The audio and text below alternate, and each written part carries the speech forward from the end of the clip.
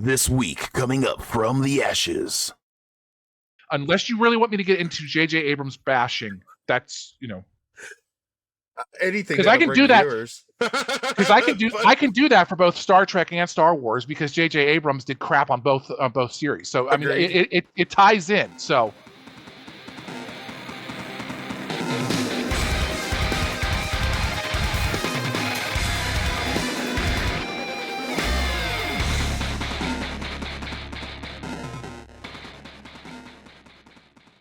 Good morning, everyone, and welcome to From the Ashes podcast. I am your host, Phoenix, and today with me, we've got our panel of lovable idiots, including myself.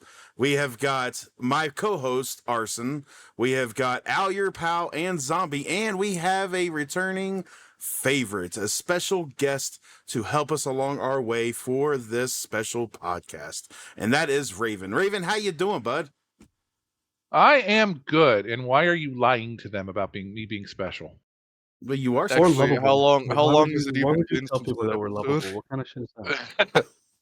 Man, I got a lot of backlash on all of this. Jeez. I'm just saying. How's everybody else doing? Everyone's a critic. I'm good. I'm in the middle of a move, so it sucks, but it's good. Yeah, and Al's moving around. You know, he's doing his thing. And Zhombi, how are you? Oh, not too bad.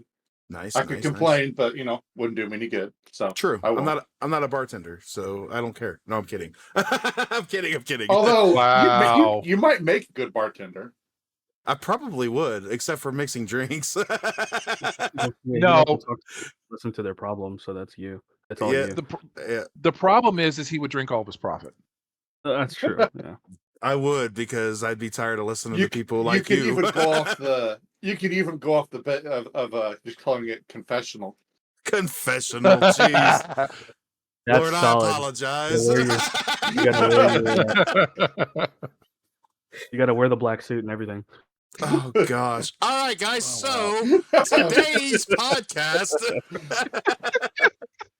We went down that rabbit hole.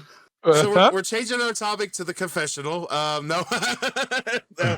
Today's podcast topic is about, if you have already seen, the title, and it's Star Trek versus Star Wars, and why Star Trek is superior. I mean, what? Anyways, Star Trek versus Star Wars. Do what, Al? I said, sounds like something I said before. Well, I did that because of you. Like, straight up. I ain't gonna lie. So we're gonna talk about all things Star Trek and Star Wars today.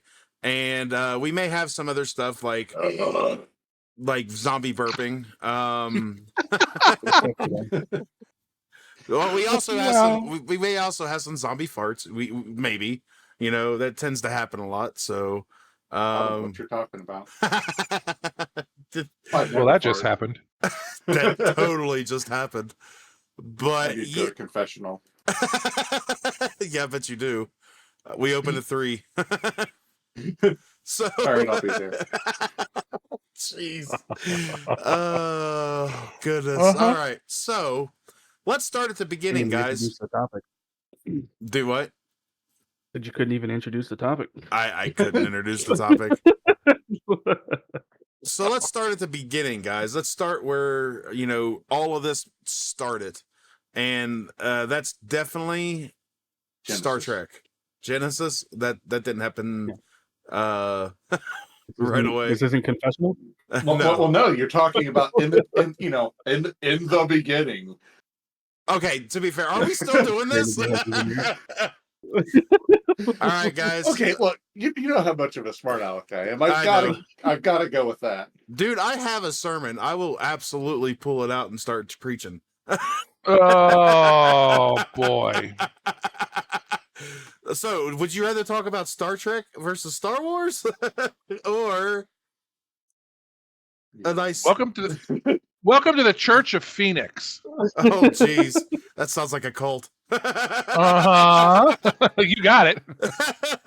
All right, so moving on. I'm gonna have to do some editing on this. No, I'm kidding.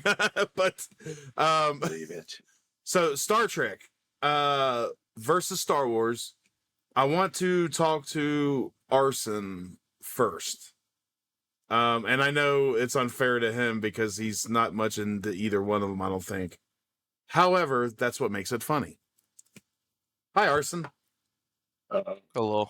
So, what's your take on both? Like, let's start with you. What's your take on both series? Being one that's not too much into that kind of thing when it comes to, Star Trek for one, I'm pretty sure, but Star Wars, I don't know how in depth your stuff goes with that. You want to know a fun fact? As of this recording, it has exactly been, well, not exactly, but it's been 3 months since Raven has appeared on the show. Is it really? Really? Wow. Yes, it has. Man. Huh. That's because everybody's been showing up. Well, between the episodes happening all over the place, the timeline being messed up, and Yeah. that whole takeover thing, That was crap still. time So has kind of been a little fast. It has. So you're telling me I'm the consolation prize? Is that what I'm hearing? I'm saying that we're all getting extremely old. You feeling the really gray and white hairs growing yet? Hold on. Let me ask you this. Good backtrack there. Yeah, he really tried to do this, but let me just state this. Can you believe we've been doing this for like 5 months? Really? Yeah, as in like the podcast, as each episode. We've been doing it for about 7 months with the planning, but as of the first recording, we will be our 5-month anniversaries, and basically like what, as the first time it aired is in like 9 days. Like that's crazy because we started February 15th, I believe. That was our first episode. Wasn't it January? Was it January? I thought we ended up starting in February. I thought it was late January when we started. I think it was our first recording we did was in January, but it didn't air till like February, I don't think. We can go back and look. But anyways, that's a whole nother. So back to my original questioning. No.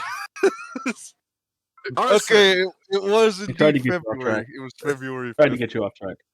See, that's what you call misdirection right there. That is avoiding the answer. That is. I would have been doing a very extremely good job fucking at well if you bastards weren't boomeranging us back to the topic. You know how easy this guy is to distract?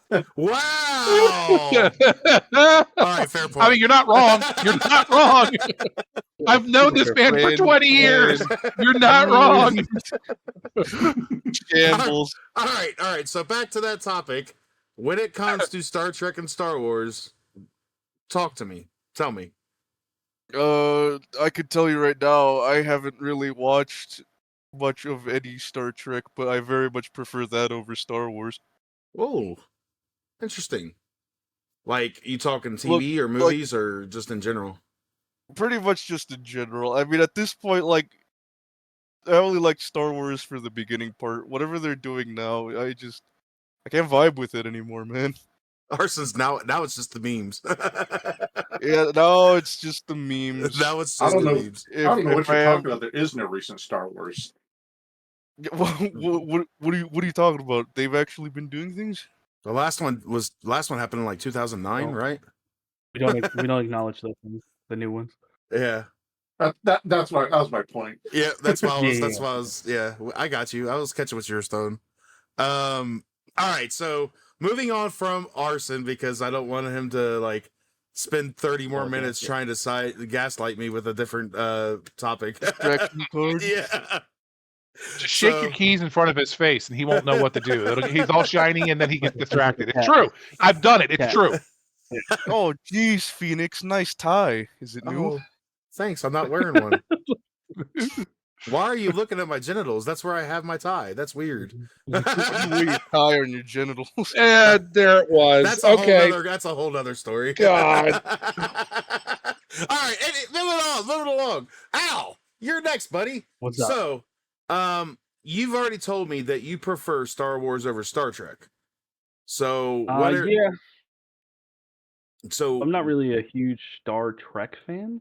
yeah, I guess I just never grew up watching Star Trek like most people that I know. yeah, I grew up watching Star Wars. Everybody that I knew loved Star Wars, so I watched Star Wars, and I'm not really, as we've kind of all jumped into that. We're not into the newer versions of Disney Star Wars, but yeah, yeah. I mean, I like all the older ones. All the movies and stuff like that, and then once the Clone Wars was decent. I'm not going to say that the animated series was not great, but it was not, you know, super awesome. yeah.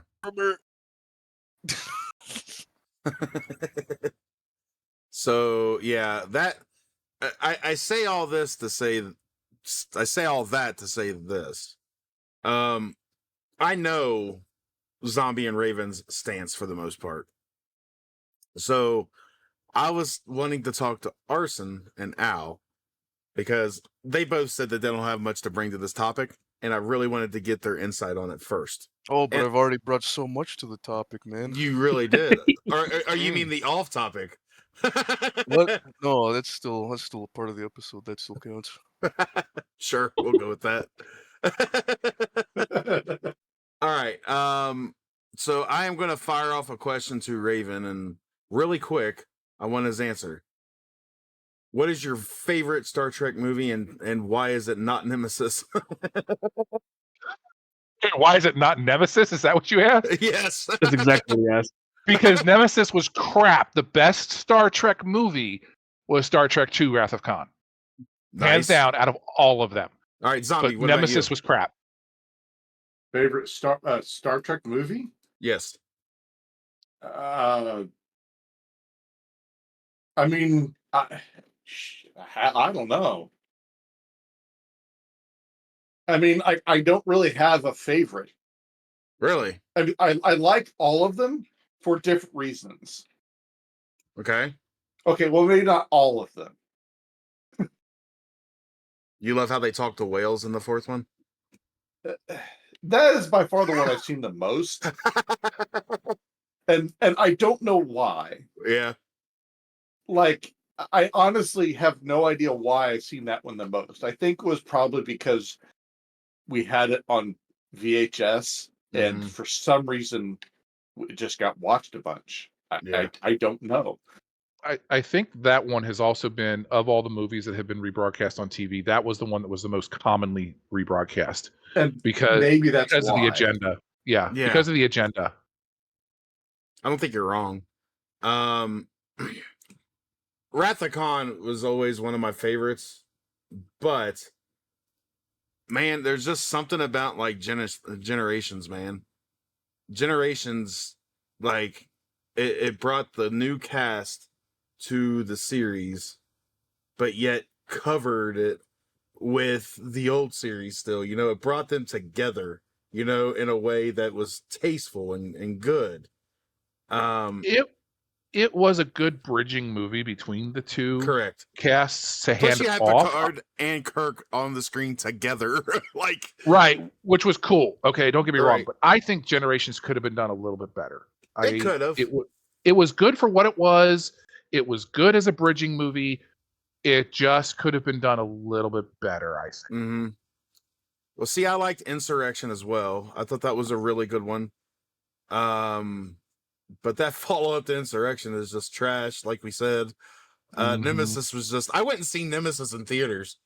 And I actually think I went with well, not my roommate Chad, but my friend Chad, that is also a friend of Raven's. I'm pretty sure I went with him and my cousin, which is my friend Chad's wife, to see that in the theaters. I'm pretty sure. I didn't spend money on that. I didn't spend money on that. I waited till it came out on DVD and then, got a copy of it and then watched it because I was like, no, this is, and I was glad I did. Because if I'd spent money on it, I would have been upset. I would have been like, give me my money back. To be fair, coming out of that theater, it was just like, just that. Just like that, like, What the hell was that? You know? All right, so one quick thing before we move on, because I just wanted to get that from you guys. What do you guys think about the Kelvin timeline? And do you know what that is? Nope, the Kelvin timeline does not exist in my world because the Kelvin timeline is absolute crap, and you do really know. And I want to get my blood pressure up over the Kelvin timeline. It does not exist in my world. But I do. Okay, you really want me to get into it? I was gonna say I like it, but as a standalone. Yeah. Like if I look at the two, obviously I like the original way much more. Like it's not even a contest. Yeah. But if I look at the Kelvin timeline and I treat it as Star Trek, not Star Trek, if you like, it's its own thing. Like I'm not trying to compare the two. Like, am I entertained? Yes. Okay, fine. That, because like I said before, when I go see a movie, my first thing is, do I get a commensurate amount of entertainment for the money I spent to see it? Yeah. And I did. When I saw them, I was entertained. I thought they were enjoyable movies. But obviously, if I try to compare Kelvin versus original, you can't. There's no comparison. Can't. There's obviously one is way superior.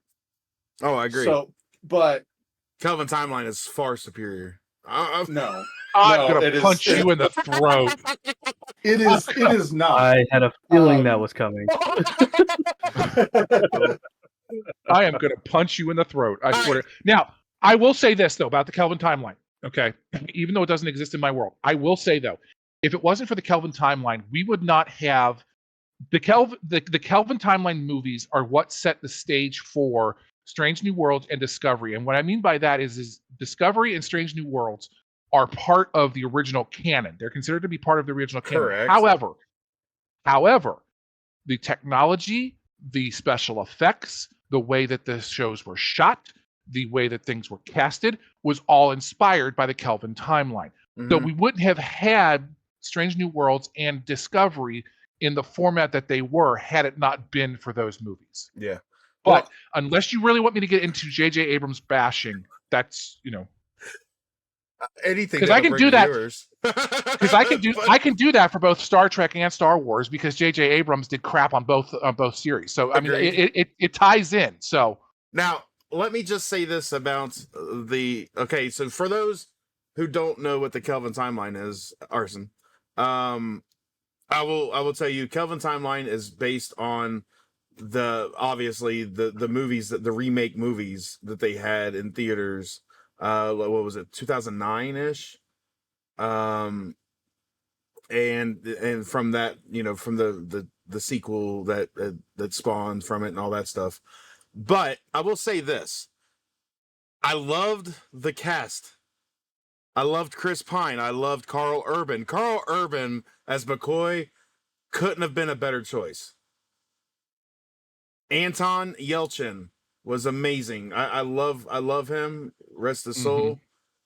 Simon Pegg as Scotty was it was more comedic than anything, but and then you got John Cho, which, if you guys don't know who John Cho is, he's literally from Harold and Kumar Go to White Castles. It was an odd role for him. It was a way more serious role than you're used to seeing him in. And then Zoe Saldana, sorry, was in there. You get her name right. Yeah, sorry. Zachary Quinto, which I was not a big fan of as Spock. He was okay. But yeah, and unfortunately that's the way Ethan Peck plays Spock. Yeah, I know. I'm not real thrilled with that, but whatever. Yeah. So with that being said, out of the Kelvin timeline, my favorite is Into the Darkness. Mainly because of one person, and that's Benedict Cumberbatch. Yes. I was going to say, of all the people that were cast for those movies, Benedict Cumberbatch as Khan was actually a really good choice. And it was good the way they did it. He is a great actor. 1,000,000%. Like, to be fair, the first thing I really even seen him in was Sherlock. Yes. But there was so much he did before that, and I got to go back and look. But Sherlock, man, he played Sherlock Holmes so amazing.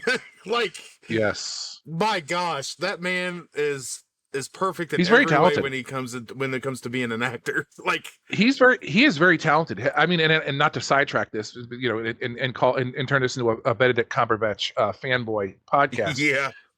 Did you ever see any clips of him when he was recording, doing the voice recordings for Smaug? Yes, I did. And how he did it, that was amazing. Yeah, like, he gets into it, like, he really does. Arson, stop it. You were waiting to see how long it was going to take me. Anyways, let's talk about the U.S. tax. The U.S. tax. Well, all right. Well, let's get into that. So, anyways, yeah. So, Star Trek. But, anyways, let's move on from that. I just wanted to get your guys' insight on that. We can go back and now look at that other side of the coin, which is Star Wars. Now, we haven't even scratched the surface when it comes into like the series and stuff like that. We literally just talked about Star Trek movies, but we will get into the Star Trek and Star Wars TV series and probably games and stuff like that here in a minute. But let's just talk about Star Wars, and this is definitely dating me. Star Wars came out the year I was born. And yeah, thanks. So literally, Star Wars is only as it's a release, it's only a few months older than me. And so it came out in 1977, and it was. Let's just talk about how George Lucas was just amazing on how he did all this with the movie rights and all this other stuff. Like he really put it to the companies and stuff like Fox and all that, because basically he made the first movie. He had all the right, he had all the what am I trying to say? He had all the creative control on it, but he don't have, he has ownership, but he didn't have the rights to it, to the much. But what he did was, because they didn't care about this, because they didn't think there were going to be any sequels, is he got all the rights solely to the sequels and the merchandising. And that was probably one of the smartest moves anybody's ever made. Stupidest move is selling it to Disney. However, yeah. So, what's your take on the original movies, guys? Who wants to go first? Oh, I loved them. They're of all the movies, they're the best. What's your favorite out of the three? Very nice. Out of the three original movies? Yep. Return of the Jedi. Really? Return. Yeah, it's got to be Return. Yeah. Man, a lot of people would disagree. A lot of people would say Empire. They're wrong. Yeah, right. Well, yeah. And that's the beauty about me, is that I was brought up in both religions in my household. I lean more towards Trek than Star Wars, but Empire was good. And don't get me wrong, it was very good for what it was. But Return of the Jedi was just, I think, better. The way they ended that movie, though. The way, could you imagine that going to the theaters? Because I didn't go to the theaters to see it. I was too young. But could you imagine going to the theaters to watch this Star Wars, this anticipated sequel, and all of a sudden they lose in the end, basically? What the heck? Yeah. And then you come back with Return of the Jedi, and you got little fuzzy bears running around. They're cute. What's wrong with the fuzzy bears? Don't get me wrong. I love the Ewoks, okay? But did you know that they weren't even called an Ewok at all in the movie? Yeah. It's not even listed. There's nothing listing the Ewoks until the end of the movie. Like, if the credits roll, there's like something that says something about like Ewok designer or something like that. But they're not even referred to as the Ewoks on, on that movie. So I thought that was kind of interesting. But I love Return of the Jedi as well. You get to see Luke come into his own. Really stop. Like, look, there's a progression in these things, right? So, and it's seen throughout all of the first and the prequel trilogy. Like, even actually in the sequel trilogy, there's progression that you see with one of the main characters. And yes, I'm gonna call Kylo Ren the main character in the new Star Wars, because he really was. You may think it was all about a certain lady, but it wasn't. And I'm not even going to mention her because Kylo Ren was far superior. But anyways, I don't know what movies you're talking about. I mean, you sound like you're making things up. Are you okay? Yeah, right. I'm sorry, I'm in the Kelvin universe. My bad. Yeah. Those don't exist because those are in the Kelvin universe. But I think that's interesting though that you say that, because Kylo Ren to me was what they could have done with Darth Vader. Kylo Ren was the Darth Vader of the last 3 movies, hands down. We all know this. Yes. But the fact that he came to his own and turned around on his own by the end of the 3rd movie was what Darth Vader could have done by the end of Jedi. Let's just say, simply, killing his father and the death of his mother is really what helped turn him around. Yep. Like, for real. And we like, you can say what you want about that. And if you haven't watched Star Wars, these are spoilers. Just well, I mean, if you haven't watched this by now, then you're welcome, because we'll spoil these for you. But anyways, I'm gonna say this, and I don't curse very often, but Kylo Ren in that first and second half of the first second movie was such a whiny bitch. Yeah. Like, he was a child, temper, throwing tantrums. Yeah, anyways. Al, don't call me out on that. Don't call me out on that. Never heard of those temper tantrums. So, but that coincides with Luke, because Luke in the first movie was a whiny bitch. Even in the second one. Yeah. Like, when he finds out that, well, of course, that's a lot to take in when you find out the bad guy's your father. Like, exactly. I mean, and he's like, no! for being a little bitch, No, in the first movie, he was totally a bitch. Oh, yeah. Especially when he was like, but I want to go to Tashi Station. Like, shut up, do your work. Like, just like him, the voice actor? Do what? You sounded just like him. Were you the voice actor? Possibly. At zero. Owen should have backhanded him and just said, you know what? Grow up, Cupcake. Yeah, I'm just saying, man. There's a, what is it, like this fan theory? I don't know if it's a fan theory or not, or if it's like something that they're trying to make canon. Did you know that they said that Obi-Wan Kenobi had a brother and it was Owen? I have heard that, and I don't heard those things too. Yeah, but I don't know that it actually holds true based on the script. But I think it's a fan theory. I don't know that they're trying to actually get it into canon, but I actually have heard that theory. I mean, to be fair, it would make sense because Obi-Wan Kenobi's older. He would have never met Owen Lars because Obi-Wan Kenobi, basically, if you were a Jedi, or had the midi-chlorians or whatever you want to talk about, if you had that, they found out and they took you from, they trained you as a child, like a small child. So the younger, the better, they brought them in and started their training. And then you had, and then you had to cut off all communications with your family because that's an attachment. So Owen would have never known Obi-Wan except for stories. And he went by Ben Kenobi when he knew him on Tatooine.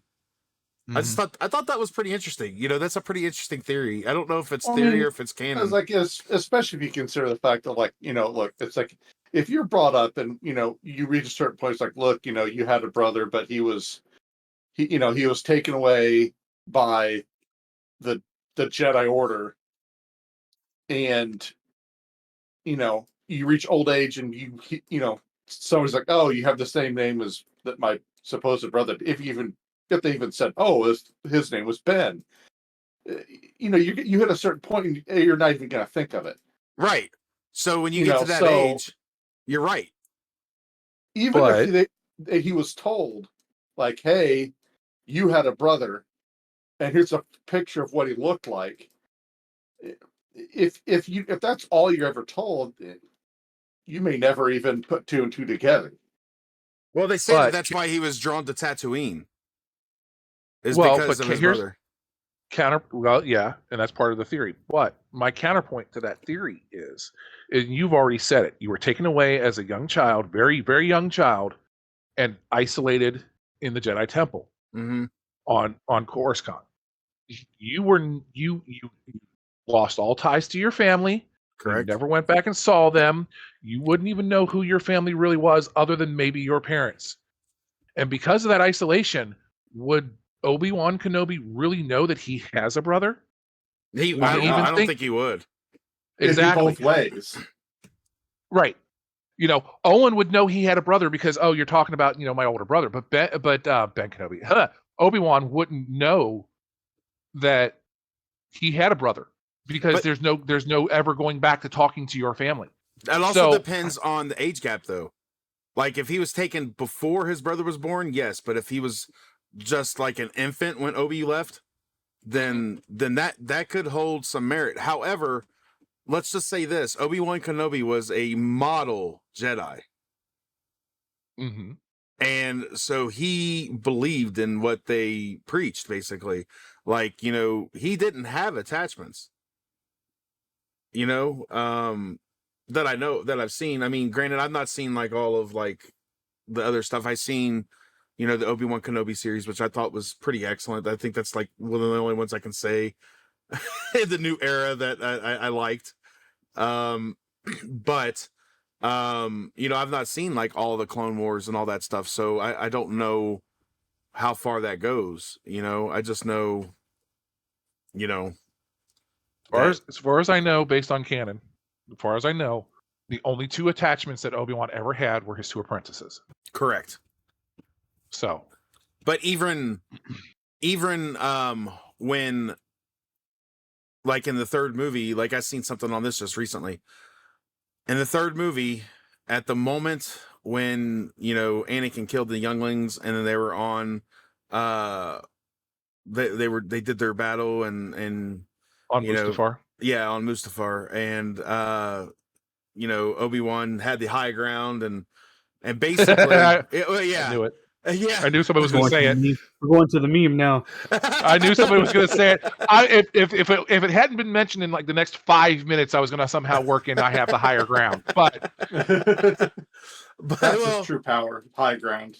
But there was someone, I seen this video that said, and it makes a lot of sense actually. At that moment when he turned to the dark side, and like, because right then is where he fully turned. Like, you could say what you want, but his eyes actually changed when, like, fully, when he's laying there and he's like, I hate you, and all this stuff. And Obi-Wan officially thought he was dead at that moment. And because of that, when he told Luke that his father died in the Clone Wars, that he himself was being truthful, because he did. And he believed it. Right, and that was his belief. That he believed, yeah. But that was the attachment. He cut off his attachment right there. And, to watch Obi-Wan Kenobi, the series, and come back to that and be like one of the most touching moments in that series of all was when he defeats Darth Vader, and he sees Anakin's face, and he says, I'm sorry that I failed you. he's like, you didn't fail me, Master. I failed me. And Anakin Skywalker, because even Anakin Skywalker detached himself from Anakin Skywalker until Luke. He was like, I didn't do this to you. You didn't do this to me. I did this. That's Anakin Skywalker. And I was just like, man, I really hope there's a second season to that series, but I don't think there's going to be. No, I don't think so. That's the one show they did right. I liked so much that, and I liked The Mandalorian until they got done with season 2, and then they brought in so many politics to season 3. I've not even watched it because of the firing of Gina Carano. I've not at all even touched it, like, because she brought so much to The Mandalorian, and yeah. So, but anyways. We're mixing stuff now. We got through our favorite movie, but when it comes to Star Trek and versus Star Wars, there's so many butthurt people out there, and I know if you're listening to this right now, you're one of them, because I've met so many, I've met so many out there that was like, how dare you say that Star Wars can hold a candle to Star Trek and vice versa. And, as Raven said earlier, and I wholly believe this, and especially since it came from the mouth of George Lucas, you cannot have Star Wars without Star Trek. You can't. I mean, I'll reiterate what I said. George, like you said, George Lucas actually came out and said if it wasn't for Star Trek, Star Wars would never have made it. That means that Star Trek, the original series, is the foundational series for pretty much every space-type movie since the 1960s. Correct. I'm just going to put it out there and say it. Yeah. Because that's what has defined the genre. And of the, you've got the two biggest franchises, Star Wars and Star Trek, and one of them has said if it wasn't for the other one, we wouldn't be here. Right. Because it would not have been as nearly as accepted. Yeah. And that's the thing, is Gene Roddenberry was such a visionary. Oh my God, he was a genius, but he was a dick, but he was a genius. He was a genius and he was a dick, but he was an absolute genius. Like, the thing is when he put this together, like, he made sure that, like, the things would work. Like, if this part of the ship went out, then it's going to have, like, certain things happen to the other parts. Well, he made it a true science fiction. Right. And, I've done a fair bit of research, and there's a lot of people that, again, this is, going into the whole verses, that say that Star Wars isn't a true science fiction. It's an opera. It's a space opera. I mean, it's a space opera. I've heard some people call it a soft science fiction. Because it's not, because to me, what I've always been told, what makes science fiction is that it's at least somewhat rooted in actual science. You can stretch things. You can make, theories of, okay, well, if you take this current technology and advance it several hundred years, what would it look like? But I think that, that's kind of what I've heard some people say. It's like, well, if you're comparing the two, one's science fiction, one's not. Mm. One's basically a fantasy movie or series set in space. Space fantasy. Yeah, but wizards and a lot of people couple those together now, so they just cling it into sci-fi. I know, but when you have so many different genres now, mm-hmm. in stuff, that you get different variations of it within a said branch. Well, and I mean, and that's true, because one of the things I've read about Gene Roddenberry was when he was designing the show, besides the fact that he had this utopian idea of what humanity and everything should be like, at the time in the near future, which, by the way, if people are keeping track, the original Enterprise, NCC 1701, was supposed to be launched in 1997. I still ain't seen it, but whatever. Anyway, just saying. However, he actually, as part of designing the show and writing the show, he actually would bring in engineers and scientists and say, Correct. if we did this, what would happen? And they would sit down and they would explain the science and engineering behind it and tell them, yes, this would work, or no, that's not would work. If you did this, though, it would make it truer to form. And he would go, okay. For example, if you look at the warp drive is faster than light. For those who do not know, the warp drive is faster than light. It is faster than light travel. The warp drive itself was designed out of the Einstein-Rosen theory. Rosenberg theory. Okay, of wormhole travel. That's how warp drive actually works. Is it actually folds space like a wormhole so that you travel from point to point a lot faster. I've always been told that it functions on that they're riding a wave. It does, but at the same time, it also folds. Go ahead. I said that they generate a wave behind them that pushes them faster than light. It does, as opposed to folding space. It does, but it also folds space as well. And now we're going to turn this into a technical discussion about how the warp drive works. This is seriously, guys, you're such nerds. This is going to completely nerd out everybody that's listening to this podcast, and the fact that we're now about to lose viewers because we're about to get into it. But you are correct. It does generate a wave behind the ship that pushes it forward. However, at the same time, it is also folding space a little bit. Okay. That's how the design of it works, and that's why even if you are traveling faster than light, okay, and warp factors have changed from show to show to show on how they determine the actual speed of the warp drive. However, even traveling faster than the speed of light, you're not going to be able to get, and I'm just throwing numbers out there, 500 light years in let's say 23 hours. Okay, there has to be some folding of space and gravity going on to kind of bring it closer in. Is it completely generating a wormhole? I'm sorry? That's how wormholes were always talked about, though. Exactly. Wormholes have always been talked about folding space. Yeah, and that's why I said it's the warp drive is actually based on the whole wormhole, Einstein, Rosenberg, whatever his name was, bridge. So anyway, nerd. Yeah. I know. I was gonna say because when I was looking into it, it's like I was told, do you have three basic methods of faster than light travel? You have a true space fold, which is you create a portal. It's basically like a portal. You enter one side, it's instant. You appear at your destination. Done. There's no time. It doesn't take you. It's just an instant.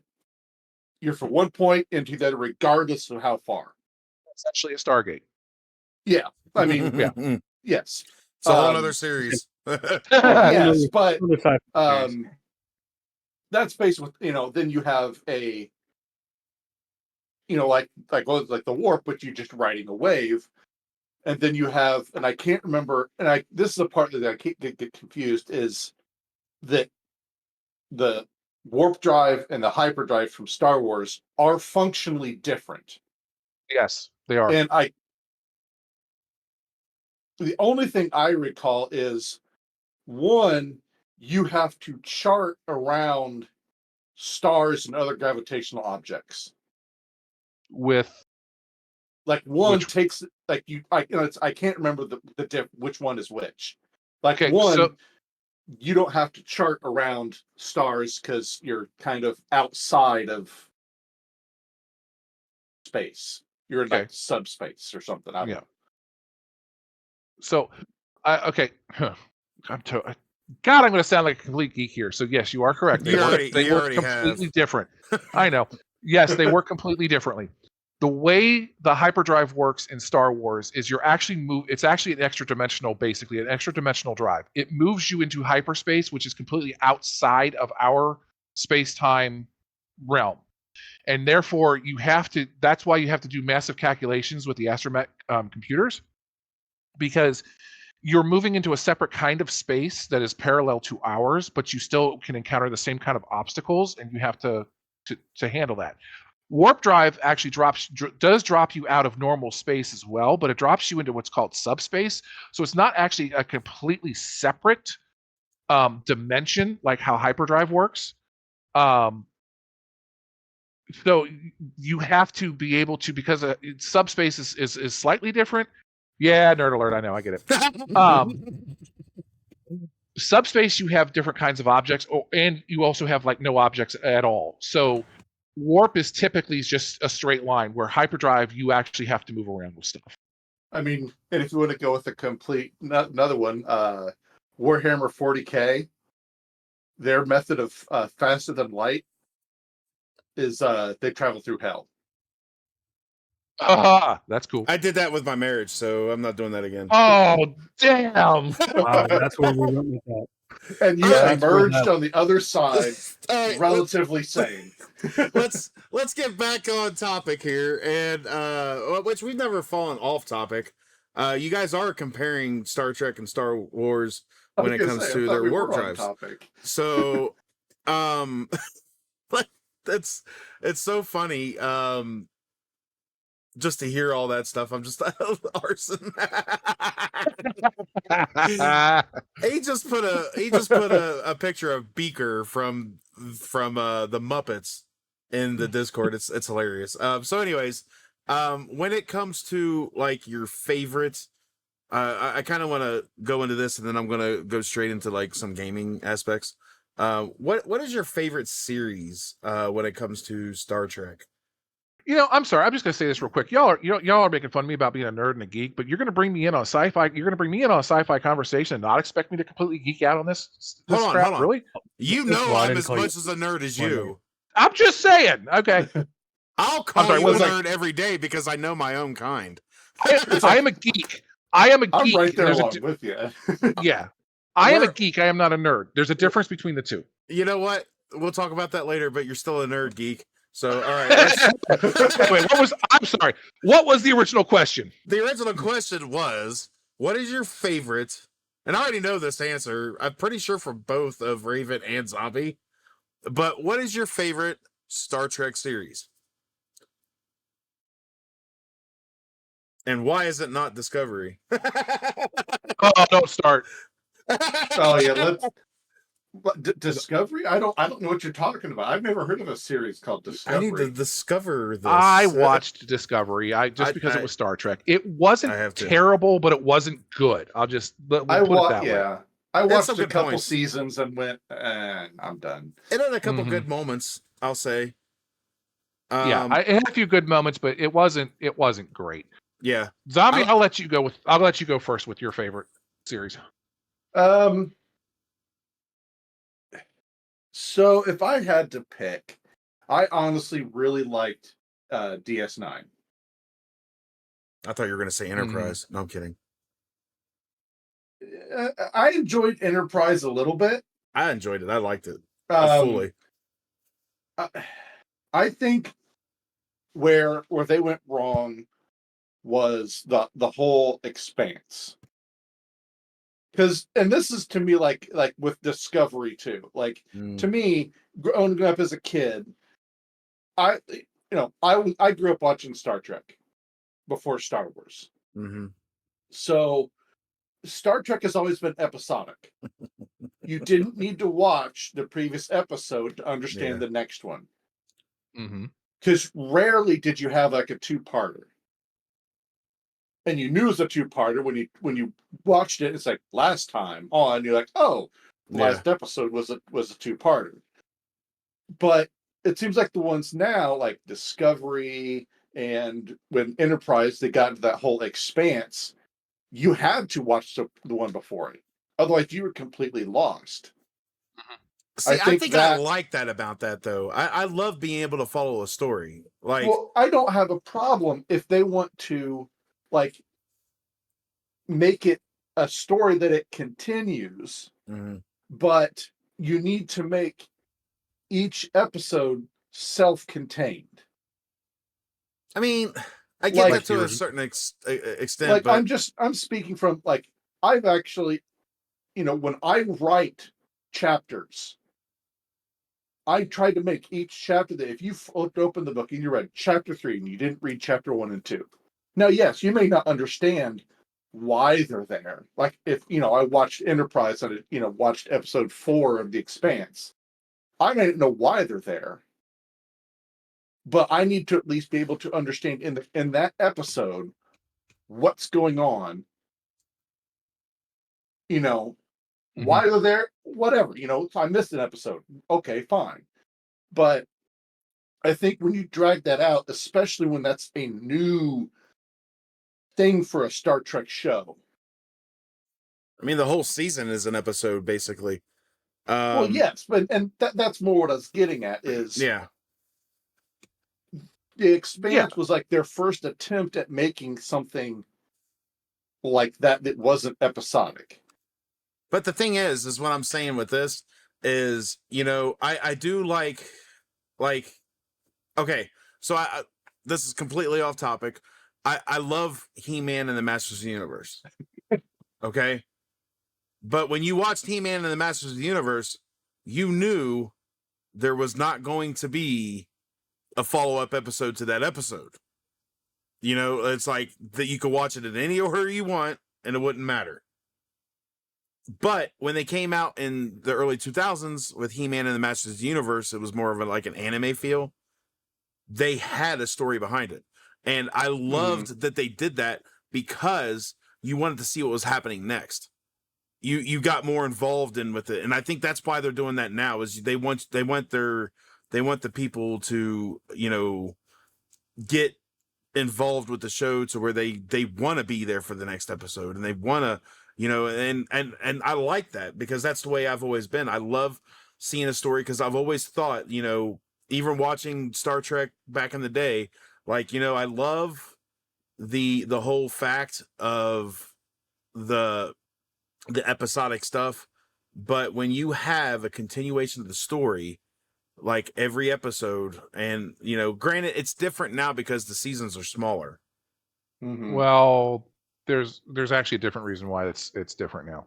Well, I know that, but like it'd be a little harder to maintain because even in Enterprise, it's not like they followed the same storyline throughout the whole season. I mean, yes, No. they had the same topic, a lot of the times, but they finished up that and they started something else, and then they'd end up coming back to that later on in the series or season to wrap up completely or something. It always would work together. I think that to me, why Discovery is doing it better than Enterprise is because they started out doing that. Yeah. They started out pursuing one story. Whereas Enterprise started with the traditional Star Trek model of, hey, we're exploring, so you're going to have that episodic where, okay, one day we're at this planet, and we're doing X, Y, and Z, and the next episode is, months or weeks or later at another planet, or we're doing something because we're exploring. Yeah. I think that's what lended that to that. But when they switched suddenly over to the story based, I think that was where they lost people. Mm-hmm. I think Discovery, despite their flaws with it, I enjoyed the progression of the story, like you were saying. I do enjoy that as well. I think they did it better with Discovery because they started that way. Mm-hmm. But if you look at, and you're absolutely 100% right. They did start out Enterprise trying to do the old episodic serial formula that worked for both TOS and TNG. Then they started into that with Enterprise because that was the next series. Then you get into DS9, and from DS9 onward is when they started doing the full season arcs. Okay, of this is the whole storyline, and even from season to season to season, this is the main story that we're doing and that we're following, and this is what is going on. And it's they've done that since about like DS9, the end of Enterprise. But Here's the thing you got to look at, okay? You got to remember that when the original series and even TNG were brought out, it had to be episodic. It couldn't necessarily be a continuous storyline because you had a week in between when you saw the next episode. And let's be honest, I can't remember what I did 5 minutes ago. Am I going to remember what I did what I saw last week on the show?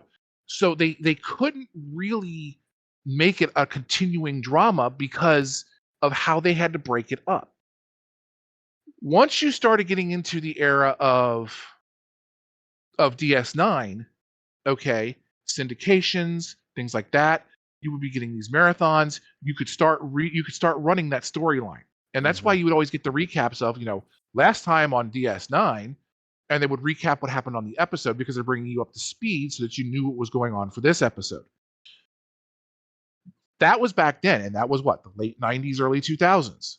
Okay, mid 2000s. What started happening in the world? Streaming services became popular. There was a massive shift in TV from episodic episodes, okay, serial episodes where it was a standalone episode, to a continual drama, because people are now able to binge the entire TV series. And when you're watching it episodically and you're binging an episode and an episode and an episode, it is very jarring on the viewer to try to figure out what is going on. When you have an ongoing drama because of streaming services, you get that continual flow.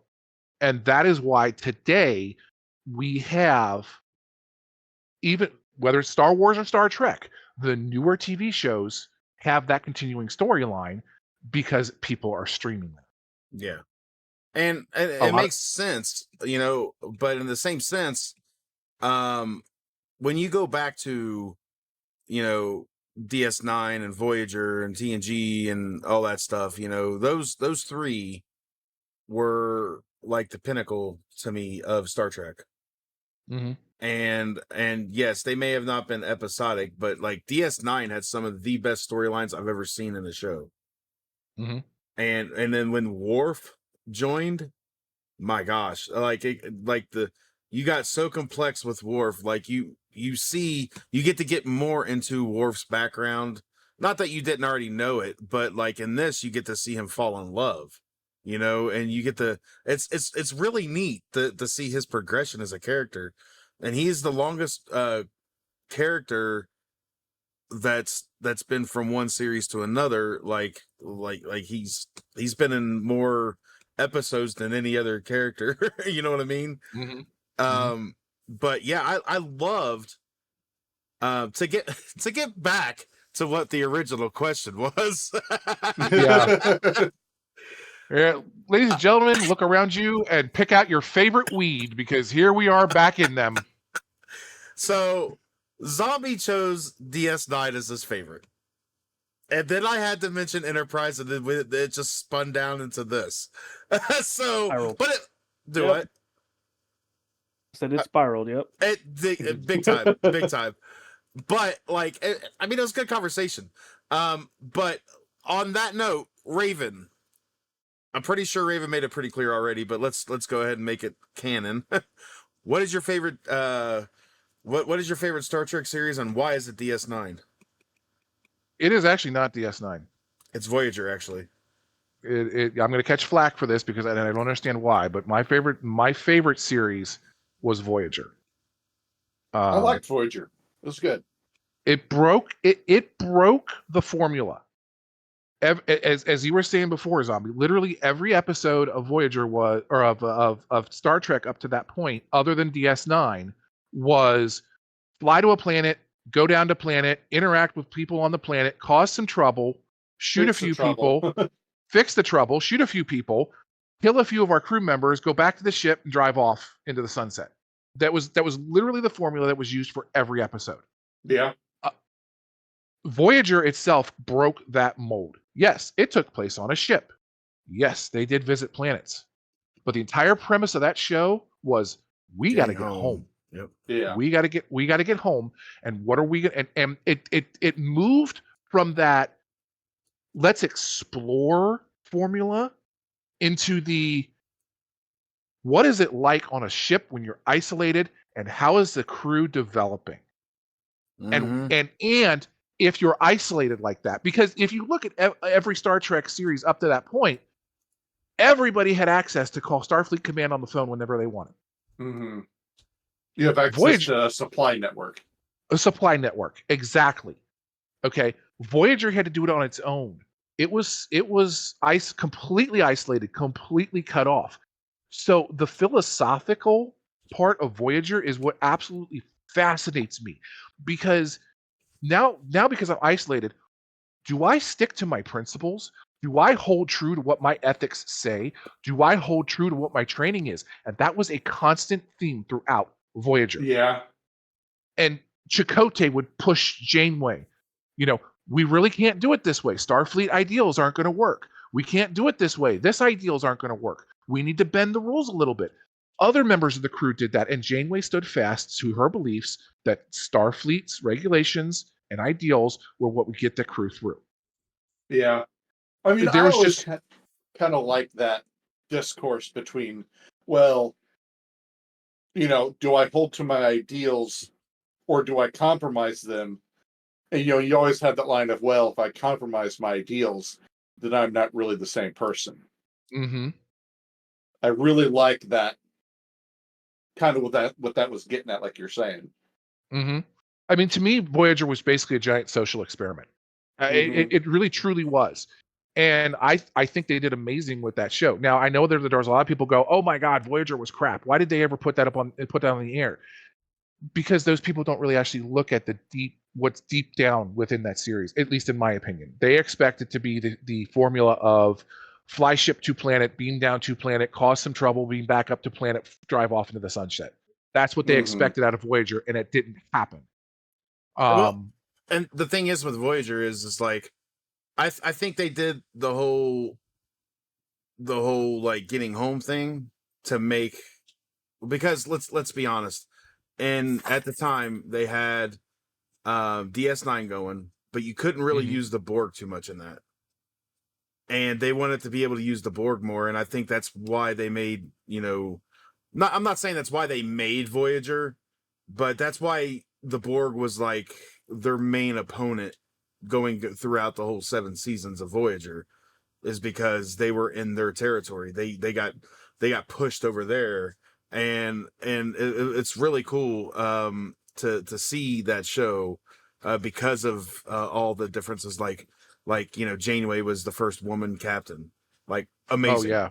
And who didn't want Chakotay and Janeway to get together? And they did for one episode.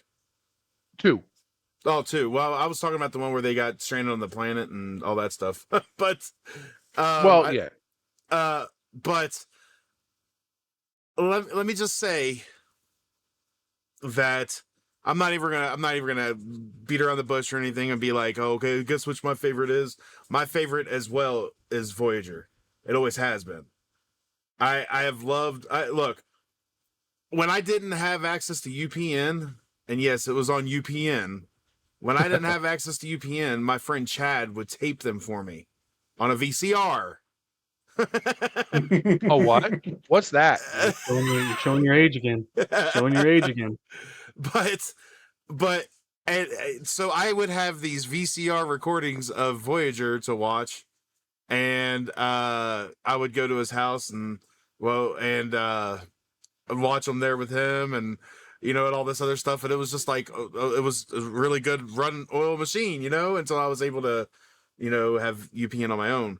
But yeah, it's not that I didn't have UPN, it's that it just didn't really come in very well. It was really crappy, and he lived in a bigger town, a bigger city area, so he was able to get all that stuff. But yeah, I'm just saying, Star Trek Voyager is my favorite of all time when it comes to now. Again, I still stand what I said, that DS9 has some of the best storylines in all of Star Trek. Agreed. Like that can't be topped. But Voyager was just my jam. It was my jelly, my jam, and my peanut butter. Like I loved that show so much. I've streamed that show so many times. Yeah. Umpteen times. And it's really sad when I took a picture one day of something on my desk and I sent it over to him and I said, "Here, check this out." And it ended up having a screen cap of an episode of Voyager that I was watching on my iPad at the time. And he sends back and goes, "Are you really watching Voyager?" I went, "Yeah, I am," for like the umpteenth time. So I'll say this. A while ago, I went back and I started watching The Next Generation. Just like from beginning to end. Yeah.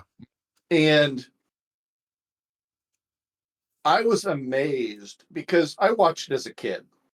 Like, it was, for me, it was, Sundays is when the episode came on. We came home from church, you watch Star Trek, you take a nap. That was what we did. And a lot of the content for Next Generation went right over my head because I was a kid. Yeah.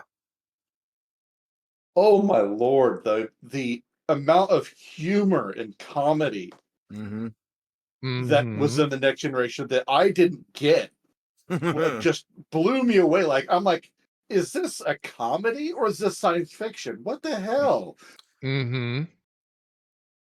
Well, here's something that you guys might not know.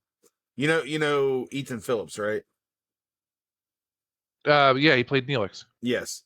Did you know who originally auditioned for Neelix? Robert Picardo. Really? Yeah. Could you imagine the Doctor being Neelix? See, I think he was so much better as the Doctor. I mean, especially when he started singing and playing, because Robert Picardo was actually a trained opera singer. Yes, classic, classically opera trained. The progression of the Doctor is one of the best things about Voyager.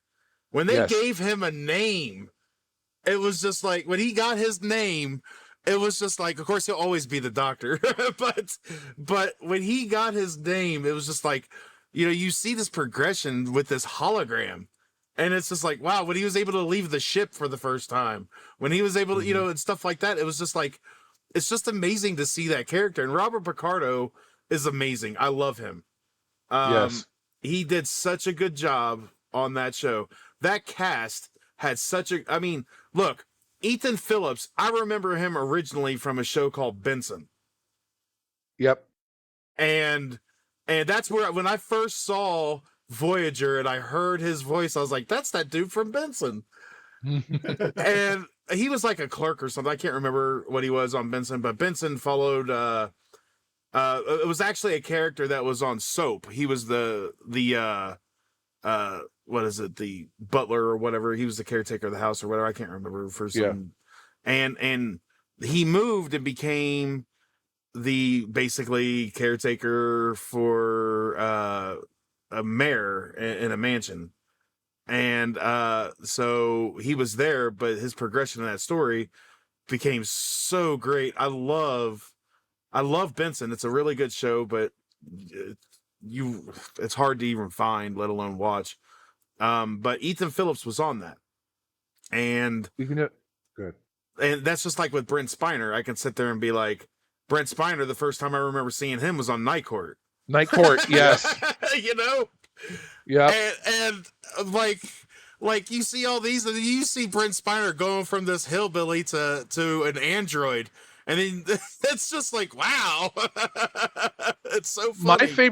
My favorite game to play nowadays, because of all the Star Trek that I've watched over the years, my favorite game to play is pick out the Star Trek actor in the movie, pick out the Star Trek actor in the TV series, because so many people moved through that cast, and so many actors moved through the entire Star Trek series. It's really difficult to find a movie or a TV show or something nowadays that doesn't have at least one person that starred, even if it was a supporting role, even if it was red shirt number 2, somebody has played on an episode of Star Trek somewhere.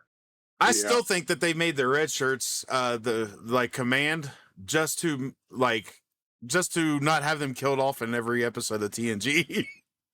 So that actually is one of the reasons. I know, but that's the thing is like, you know, in the original series, if you're a red shirt, that was death, unless you were like one of the main characters. So I watched this occasional this video, and this guy he compares different science fiction universes, and one of his things is Star Trek versus the 40K universe. Are we back on Warhammer? Well, I'm just saying this because he brings up an interesting point. So Okay. At once, like they're just short little videos that he makes, and one of them is like they're saying, "Oh well, the military and Starfleet and stuff like." When they said, "Well, what you're familiar with Star Trek is the away teams of a science vessel, not their armed forces. Mm-hmm. Their armed forces are equipped with much better equipment than any of their, like the Enterprise." Right. You know, like then they kind of went off like, you know, look, you got to think that their actual military forces are going to have personal shields. They're going to have like really good assault weapons and all this other stuff. And so, like, when people see the away teams, they're like, "Oh, well, these red shirts are getting killed." Constantly, it's like, well, yes, because they're like scientists. Yeah. They're not Well, soldiers. they're not even. It's not even that they're scientists, and I agree with you. They're not even soldiers. They are really just a security team. Yeah, They are just Like people that are they're cops. Exactly. They are people that just keep the peace on the ship. Mm-hmm. So absolutely, you're you know, yeah, they're going to get killed because they don't have the training that, like, say, Section 31 would have. They don't have the training that, and it's even been stated. It was stated very few times, but it was also stated in there. Starfleet itself was not a military organization; it was a science and exploration organization. There was a completely separate organization that handled military engagements and things like that. Mm-hmm. All right. So You brought up a good idea, or good thing with Section 31, though. But I want to come back to that here in a little bit. But yeah, I mean, you're not wrong about that. They're their away teams were basically set up by a commanding officer and some security guards. that's yeah. And maybe a doctor. Yeah. That's literally what it was. It's usually like a 4-man team, right? You're a 4-person team. And but it makes a lot of sense. But before we Did you know? What? Did you know? Speaking of the 4-man away team, did you know that actually that was not actually a regulation?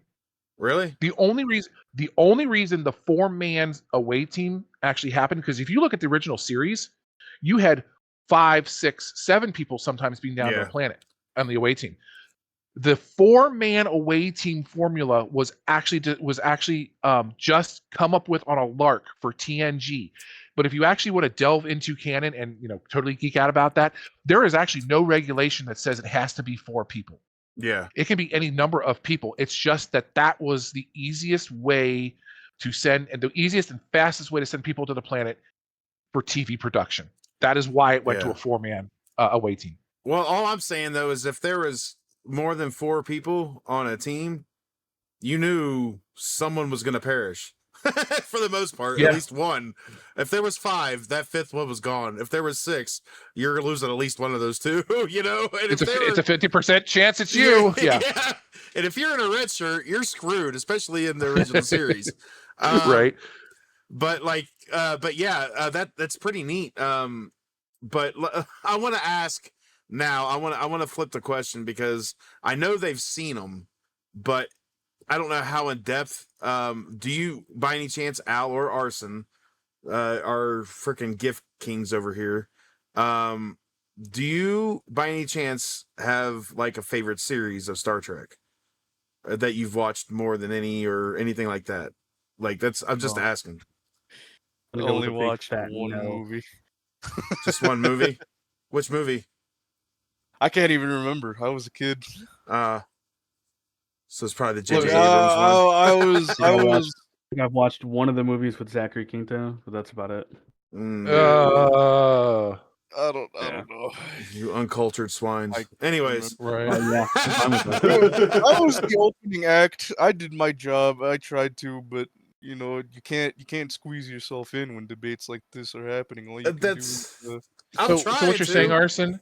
So what you're saying, Arson, is you watched that one Star Trek movie that had the ship and then one captain, and they went and did something and flew around in space. it Was was it that one? It was in space. Oh, that one. Okay, my bad. Space was a part of the movie. I'll tell you that. Yeah. Oh, okay. Okay, good. All right, so I just wanted to make sure they were still here with us, mainly. So Against their will. You've been putting Yeah, gifts yeah. in there. That's their will. Yeah. We were still alive. so They're the red shirts for this episode. we're trying to keep them alive. Oh. Dang it, Jim! I'm a red shirt, not Yeah. a. That was it. Do what? We were the opening act. Nothing Yep. more, nothing less. Yeah. So okay, switching back over to Star Wars. What if you could choose any?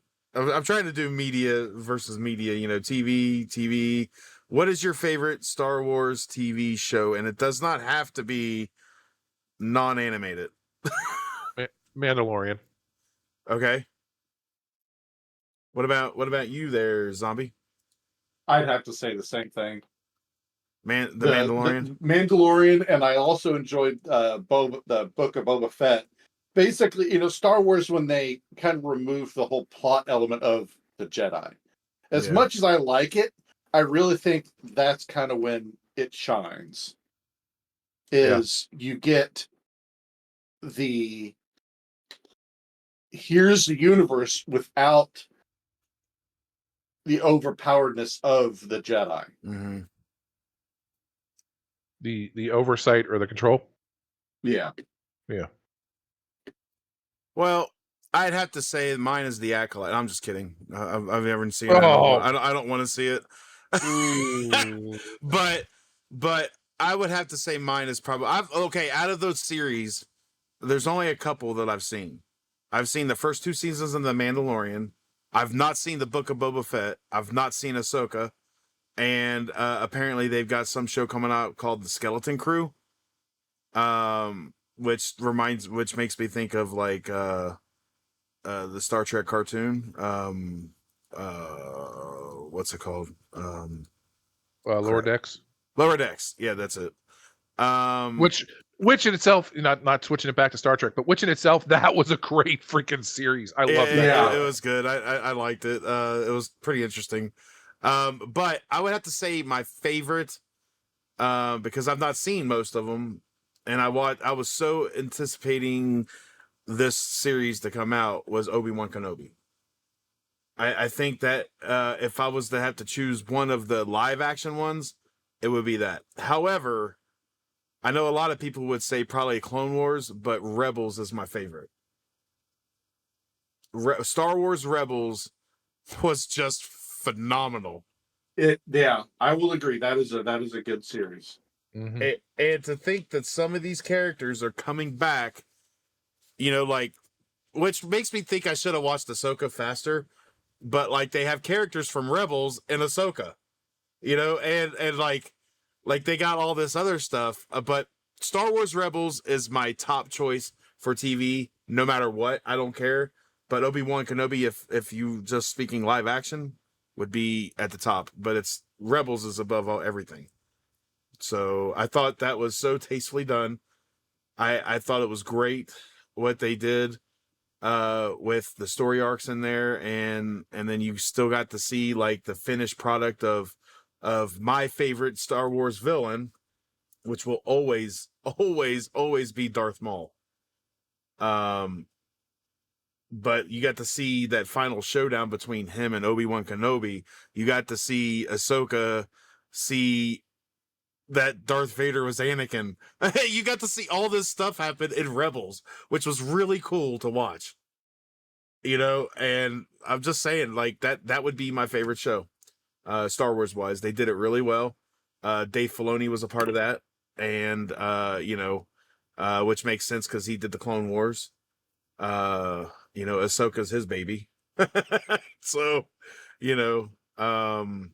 but That's it for me. That's I have nothing else to say about TV for Star Wars because it's not good. And I will say this, Kathleen Kennedy, if you're listening to this, please resign. Everybody will be so happy if you just leave. Jesus. She's a freaking eyesore on the Star Wars universe. Like seriously. No, look, I'm just gonna say this.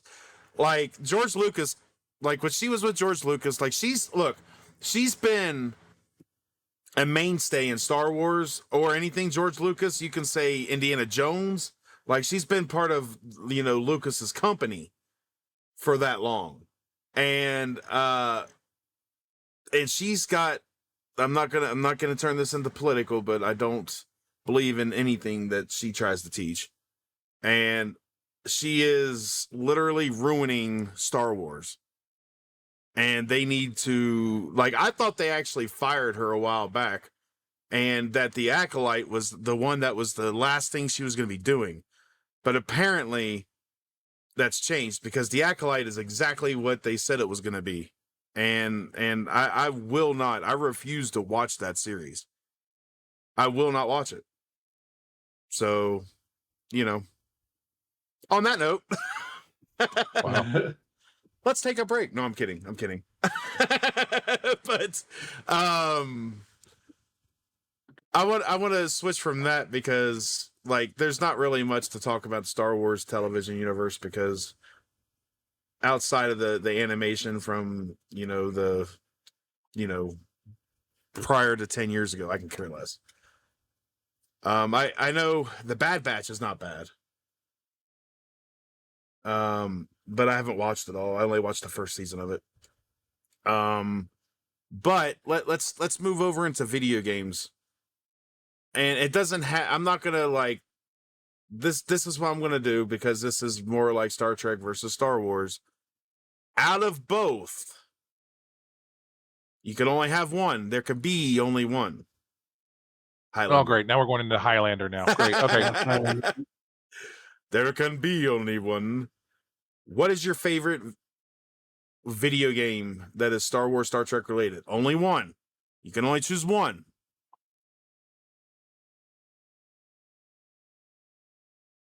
It's either Star Wars, Star Trek, but it's just one video game.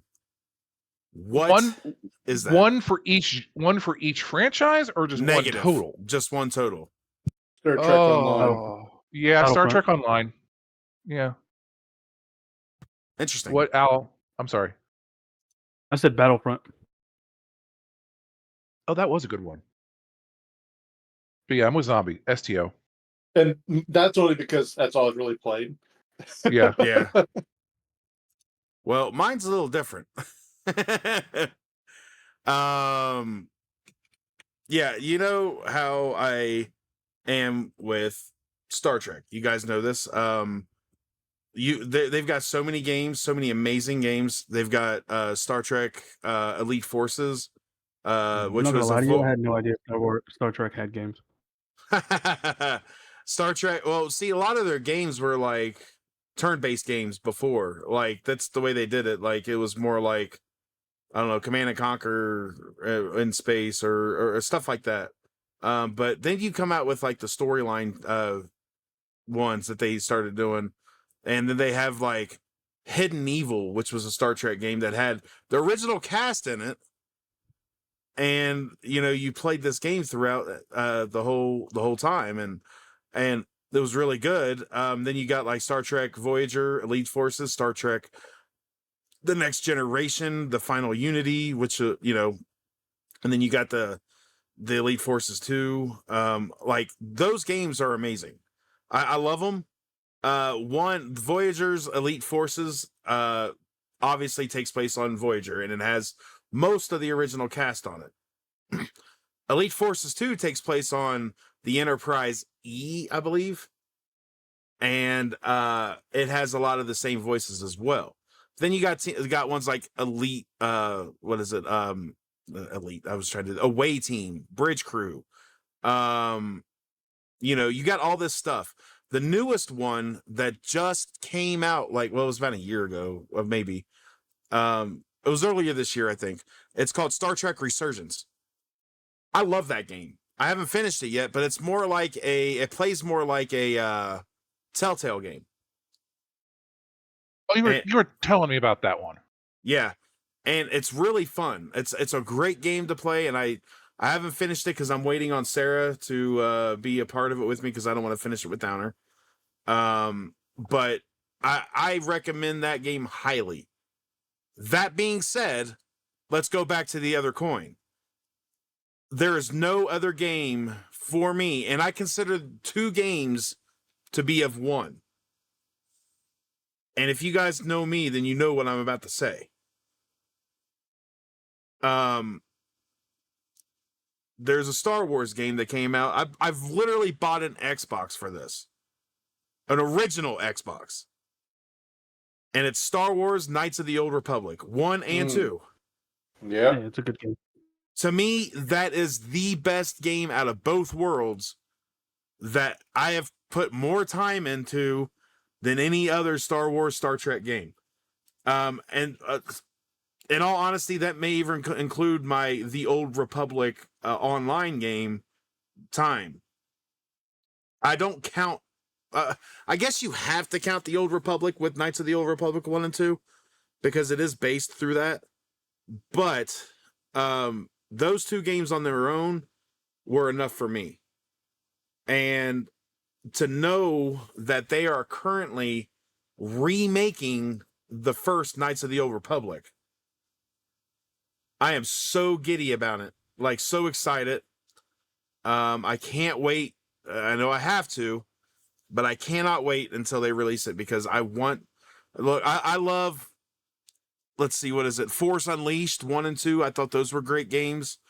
You know, I remember playing like Star Wars on Nintendo. You know, and I was going to bring that up.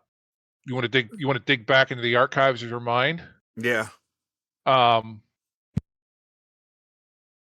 Star Trek had a Atari game. video game. Video game on. I'm typing and I'm not able to talk at the same time. Video game on Super Nintendo. Oh yeah. Star Trek, Deep Space Nine. What is it? I'm scrolling through my library here real quick. Hang on. It was to the P's. Hold on. Star Trek Deep Space Nine, Crossroads of Time. Mm-hmm. I remember that. Oh. But I'm just saying, like, the Star Trek, they have so many great games in the Star Trek library. And I would sit here and say all kinds of things amazing about it. Star Trek Borg, like, you know, Fleet Command, Starfleet Command. Like, those games were amazing to me. I love those. But you know, the tactical turn-based games. But there was if you want to go back even further, there actually was a text-based Hitchhiker's Guide to the Galaxy-esque Star Trek game back in the mid-'80s. Huh. Yeah. That's pretty cool. But yeah, my favorite game of all time has got to be Knights of the Old Republic 1 and 2. I own that game on several platforms, including my Nintendo Switch. You know, I love it. I love those games. They're I don't know, and I guarantee you I will pre-order when it comes out or when it starts to release the new one. Because I couldn't imagine it with upgraded well, it's still upgraded, but updated graphics. It's just gonna be like freaking epic, man. I'm excited for it. And don't get me wrong, I love the Old Republic game. I love when they introduced mounts that you could actually roll around in an at right. Or climb up on so many different things. Like, that's the one thing I was big on. Like, I did spend money on that game, and that a lot of them were on mounts, trying to get like the good mounts and stuff like that. And You know, I logged into that game a few years ago, and there was a few things I have that people were really, really wanting in the stores, like that go for a lot of money. So, but I haven't really got back into it lately, you know, and I don't know if I ever will again. But you know, that's what I think, you know. That's my favorite. So, I will but say I do like I said, I liked Battlefront, mhm. but I also liked the new game that came out last year for Star Wars, Jedi Survivor. Oh yeah, the sequel to the Last Jedi, or what is it? No, not the Last Jedi. I realistically just liked the game because it was a RPG. Yeah, yeah, I liked it too. I thought it was well, I haven't played Jedi Survivor, but I played its predecessor. Okay. Yeah. I never finished it, but it's a really good game. Look, to be fair, I was all over one player games years ago, but it's hard for me to get into one player games unless there's people around me. But other than that, they do have a new game coming out. It may be out now or not. I can't remember. It's called Star Wars Outlaws. Have you seen anything about that? That's a Yeah, Ubisoft I have. or Ubisoft. So I don't know. Ubisoft did bring out one of the greatest games earlier this year of all time. Isn't that right? Arson. Wait, Arson left. Yep. Yeah, a while He ago. left a while ago. Been gone for like 20 minutes now. Wow. Jeez. But the Outlaws game that you're talking about, I know it. From what I looked at it, it takes place between Empire Strikes Back and Return of the Jedi. Yeah. And I was pretty stoked about seeing that, but I don't know. We'll see when it happens, you know. But yeah, man, there's so much we can go through with the Star Trek lore and Star Wars lore. Man, this isn't even covering a portion of what we could cover in this series, or in this world. But let me ask you guys this. This is going to be my final question to ask you guys. What is your favorite Star Wars or Star Trek based? I don't want to say spinoff, but it's like not mockery. What is it? What is Parody? Parodies? parody? Kind of. I don't know if I want to call it a straight parody, but what is your favorite Star Trek, Star Wars parody? You know, I'll go with that. And Zombie, if you have an answer, I'll start with you. Well, or it doesn't have to be a parody. It has to. It just. Yeah, I get what you mean. Space based, you know, series or whatnot, like So outside the Star Trek, Star Wars. It's a tie between Orville and Babylon 5. Okay. Orville beats it by a little bit. But not by like a whole lot. Yeah. All right. What about you, Raven?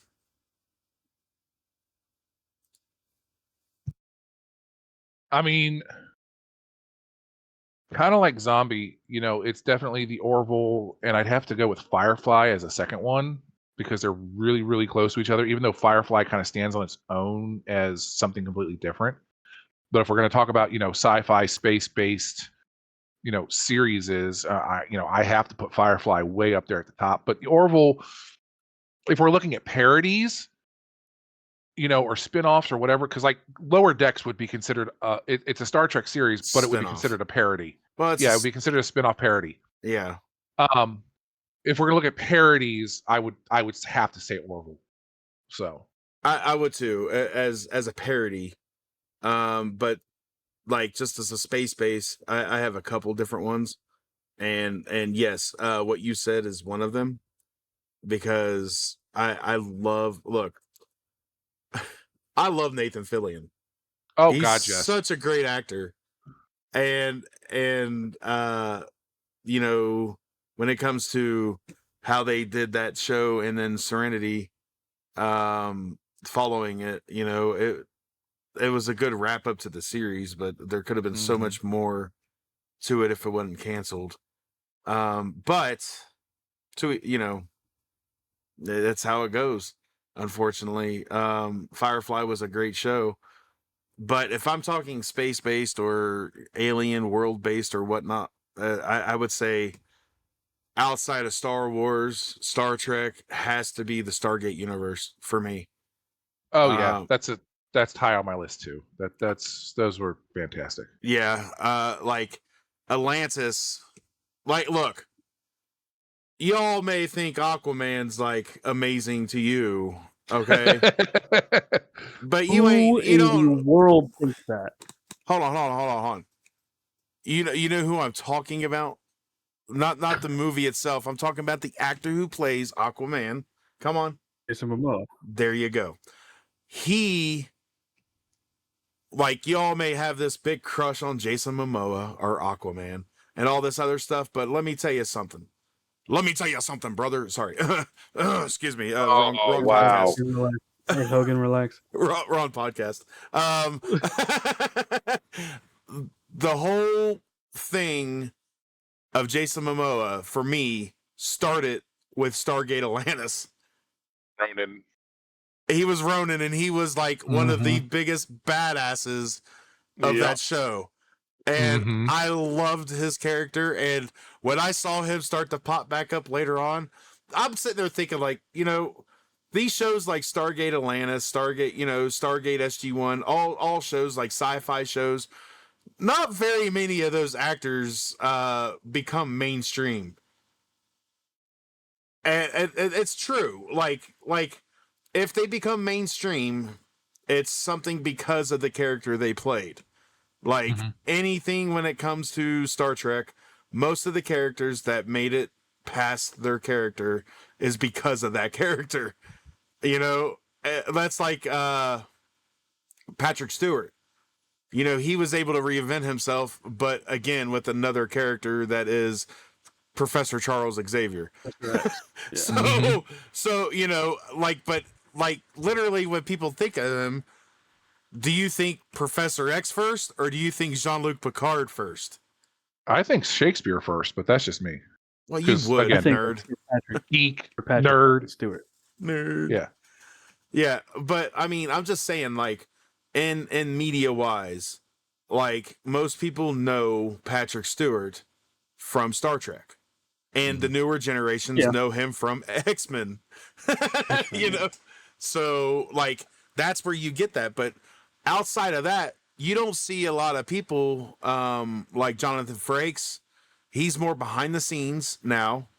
He directs, he got that directing bug when he was in Star Trek: The Next Generation, and you know, like, but a lot of people don't realize he was in the North and South series before, or was that? Yeah, it was before, or it was before and during. I think it was a mixture of both, but he was in that series and he played a good role.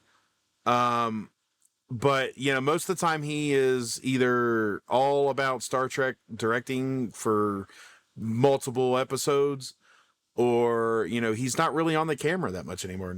Most of them aren't. That's like when I think of LeVar Burton, I don't think of Geordie LaForge. I think of Reading Rainbow. Right. You know, you know, I think of that's what I think of. But when you've got other characters that come in to these series, like, who thinks of Jerry Ryan of anything other than 7 of 9? When she was a model. Well, no kidding, but you know what I mean. Like, character wise, like, you don't remember her, you don't remember her much from, like, what is it, Boston Legal or anything like that. It's Star Trek Voyager. Oh, my bad. Yeah. I mean, I was a red-blooded American male. I remember her from, you know, her modeling days, but that's just me. Anyway. Yeah, but that's what I'm saying, though, is that she was brought in. Her character progression was great, too. in the original Voyager.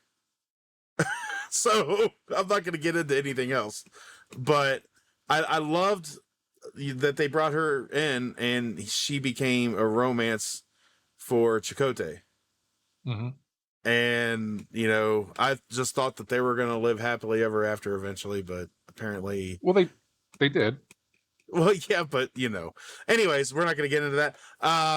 However, where was I going with all of this? Oh, yeah. So, like, that was my favorite, not Star Wars, Star Trek, is Stargate SG-1, like 100%. And the Orville is amazing. And when it comes to movies, it's Galaxy Quest, hands down. Oh yeah. You are our last hope. Sorry.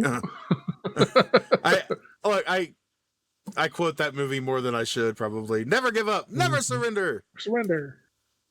It's just an amazing adventure. And we could talk more about that. Maybe we got the parodies of Star Trek coming up next. But yeah. So I don't know. What about you, Al? I think did you answer this already? I don't think you did. I did not.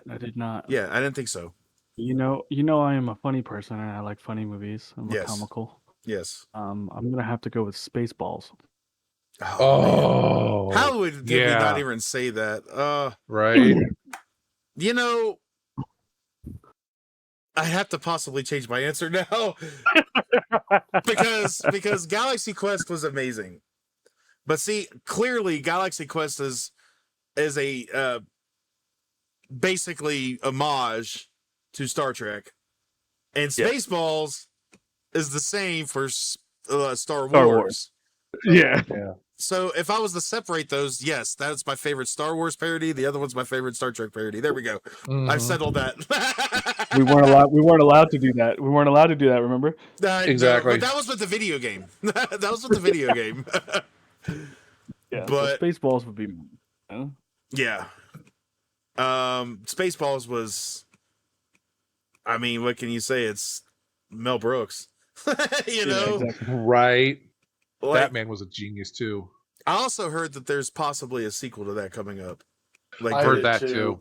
I don't know if they should try that or not. They're going to do anything to make money, but we'll see. Without John Candy and, you know, a bunch of the other ones that are in there, I just don't see, unless you say, you know, you got John Candy's son. I'm a Mog. Half man, half dog. I'm my own best friend. But it says Mel Brooks is going to be writing the second Spaceballs too. Yeah. And directing. They said that, what's the guy's name that I can't think of his name right now, but he was in Frozen. He played the snowman. Why am I not getting this? The guy who played Olaf? Olaf, the guy who played Olaf, he's going to be in the movie. Jason something. Josh Gad? Who? Is it Jason something? No, it's not Jason something. No. Josh Gad? Josh Gad? That's it, Josh Gad. Oh, yeah. Yeah, and it started with a J. That's why I said Josh Gad, and you said it was Jason, and I was like, I don't know. Yeah, it's Josh Gad. Yeah, Josh Gad's supposed to be the guy for it. Yeah. Yeah, and we'll see. But you know, that's another future episode. But yeah, man, I don't know. So, final tally. We already did this, but let's do it again. Star Wars or Star Trek? Zombie. Star Trek. Al. Star Wars. Raven. Star Trek. And I rounded that out with Star Trek. So 3v1. Oh, wait a minute. I forgot. Well, Arson. Would be 2v3. It would be 2v3 because Arson would say Star Wars. Arson. What's your favorite? Hold on. Not here. Chirp, chirp. Chirp, chirp. On that note, though, guys, I think we've done everything we can right now. I mean, we've got, like I said, to be fair, we could do this all day. Like this is one of the things I could talk about all day long. This and wrestling, especially older wrestling. But I've enjoyed doing this with you guys. It's been one heck of a ride. Al, thanks for being here and just yeah, like being a background voice, because I know you said at the beginning you didn't have much to contribute, but you did contribute some, so I appreciate that. Yeah, I wasn't like I said at the beginning. I'm not never been into Star Trek or never got into Star Trek. I guess I should. Yeah. And well, and Zhombi, and I want to thank you as well, man. I appreciate you. You got a lot of insight on this stuff. And you know, I just appreciate your knowledge in this. And of course, as soon as we decided on this topic, I went and messaged Raven like instantaneously. I was like, I need you in here. We need to talk about this. And I'm going to spare you the details about what he was doing at the time, but he was making a deposit. That's right. He definitely was. And he stopped off the Browns to the Super Bowl. And apparently, look, I said I wasn't going to divulge the information, but I didn't say they wouldn't. Hey, look, I have no problem with making a crappy joke like that. Raven says, "Do I have to have my pants on?" You know, I did. He really did. He goes, "Hey, you got a second?" I said, "Well, you know, I'm kind of busy. I'm right in the middle of something. Why?" He's like, "Well, can you pop in for a second?" Or I said, "I'm a little busy, you know, because you caught me, you know, in a compromising position." I said, "But as long as I don't need pants or video, I'm available." and he said, "Yeah, come on in." I'm like, "Okay." So here I am, you know, doing my business, talking to y'all. Yeah, like I said, I rarely wear pants on the podcast anyway, so there we go. He's not wearing them now. I'm not wearing any now. Yeah, I'm not wearing any now. I mean, I'm wearing shorts. So, but anyways, wow, this I'm fully dressed. That's well, I am too. That's what I'm saying. I've got like khaki shorts. No, the odd man out. But anyways, I need to start stripping. Apparently, I want to thank you guys for being here. Hey, and look, Pixar didn't happen. Second, I want to thank all of you guys for being here. I want to thank Arson for being here for the most of it. I don't know what happened. Maybe he had the jet for some reason. That's okay. He wasn't a big part of the episode. Might have kicked him out, and then he just could not come back in. Oh, that may be it. Yeah, because you said it to 4 people. He said, couldn't join back, room limit. Took advantage of this. I got myself a bagel. Oh, that was great. That was great. Yeah, you were correct on that. So Arson will be back next week. I promise you guys. And I'll make sure to make room for him. I just didn't want any unsupervised guests in here. You know, so so that being said, this episode is over, guys. I appreciate y'all being here. We will be back next week with something new to complain about, or, you know, not complain about, but this week it was all about Kathleen Kennedy for me. And why she should just leave. Anyways, I hope you guys enjoyed this. We've ran this for about an hour and 40-ish minutes. So it's been a long episode, but we knew this was going to happen. But thank you guys for being here.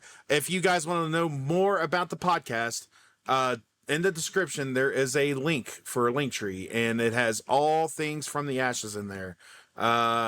You can give us a question. Let us know what your favorite Star Wars thing or Star Trek is, who you side on, Star Trek versus Star Wars. Let us know everything you want to know. You know, and outside that, we'll see you next week. Have a great week, guys. Yeah, because I've lost the sweeps and I've lost the creeps.